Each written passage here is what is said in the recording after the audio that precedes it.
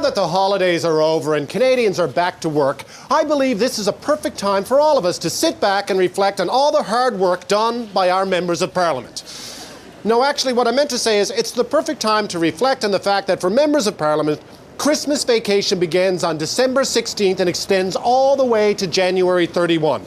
Kids in kindergarten get less time off at Christmas. But a few of the MPs popped into work last week for the cabinet shuffle, which was huge news in Ottawa, because in Ottawa, no matter what happens, it always leads to election speculation. In fact, for some people, predicting there's going to be an election is a full-time job. Now, of course, the Prime Minister's office says this is not true.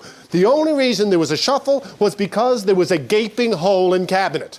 Now, personally, I believe that's a terrible way to refer to any cabinet minister, but that is the level of discourse you find in Ottawa these days. So how did the Prime Minister fill the gaping hole?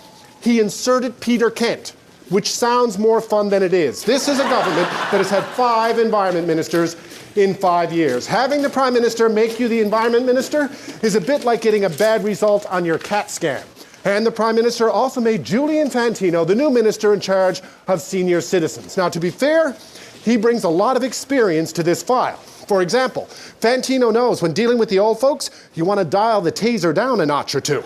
And the Prime Minister went out and created a brand new ministry, making this pretty much the biggest cabinet in Canadian history. There are now more limousines per square foot on Parliament Hill than downtown Dubai, which leads me to believe the Prime Minister is preparing to trigger an election. So please, let me join the election speculators and say, in true Ottawa speak, I believe it is on, it is imminent, I am 100% certain.